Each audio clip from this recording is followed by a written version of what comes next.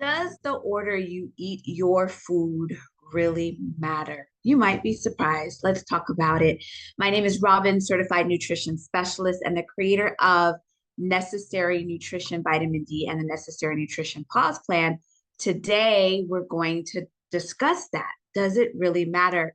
My focus are primarily women in midlife. So I help women mitigate signs and symptoms related to menopause and perimenopause.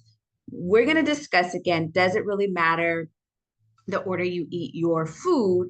And I want you to be empowered with that information. All right. So, does it really matter? Yes, it can matter the order you eat your food. Here's why, and then here is the order. If you're looking to keep your weight down, this is going to matter.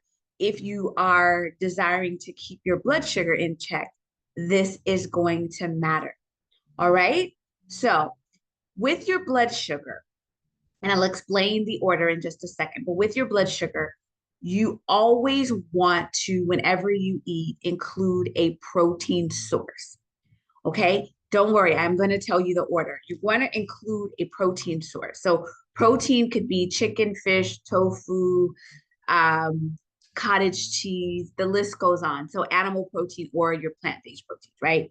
So, whenever you eat a carbohydrate can be oatmeal, tortilla chips, fruit, carbohydrate. So, you want to always have in close proximity, but I'm going to give you the exact order. So make sure that you stay on here because I'm going to give you the exact order. And I didn't say, but I want to make sure to say to like, subscribe, and share this video. I'm always coming out with different content for you, the woman in midlife over 40. So I want to make sure that you're subscribed, that you like the video, and that you share this if it makes sense with other women that you know. So back to your protein and your carbohydrates. You want to make sure that whenever you eat a carbohydrate, you have a protein source because the protein helps to slow down the effects of the carb. So if you just eat a carbohydrate, you just eat a piece of pie by itself, and it goes into your bloodstream and can raise your blood sugar. If you have the protein with it, then it is a buffer. It can stop it or slow it down from doing what it would do otherwise. So every time, ladies, that you eat, I just want to say this again, make sure that you have that protein source. Mhm. So the order that you would want to eat your food. So I'm going to say this about your blood sugar, and then we're going to talk about your weight. So if you eat your vegetables first, the vegetables are your nutrients. And I recommend your vegetables are either fresh or frozen. But that gives your nutrients at a cellular level. Let food be thy medicine. So when you have those vegetables going into your body, it's giving you what you need at a cellular level. So you're eating your vegetables first. Every time you have food or a meal, having vegetables with it is going to set you up in such a positive way on so many levels for your menopause journey, for everything, really. You everything, just having the vegetables first.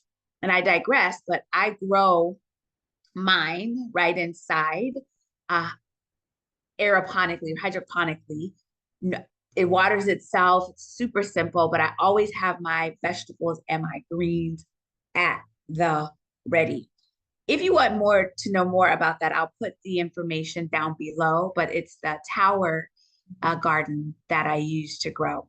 But I digress. But that's how I get my greens in. So you're going to have your vegetables first.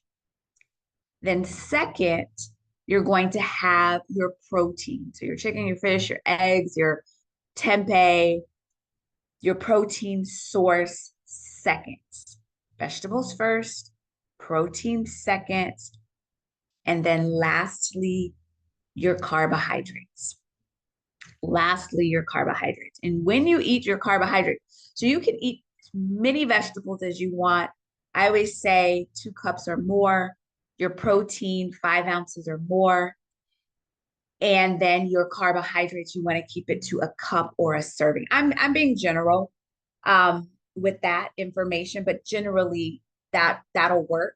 So your vegetables, much as you want, protein 5 ounces or more, and then your carbohydrates 1 cup, 1 serving, depending on what. So if you're having a cup of rice, if you're having, I say, a cup of cereal, a cup of oatmeal, beans.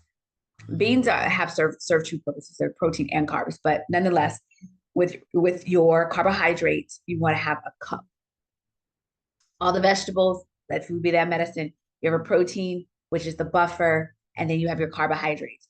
When you're eating in that order, this is where the weight part comes in. So going back to the blood sugar, you have that protein and then that carb. So that's helping the blood sugar. And as we're women in midlife, that becomes an issue for us. It's easier to become diabetic and pre-diabetic. So that order matters. And then for our weight, when you fill up on your vegetables first, that fills you up.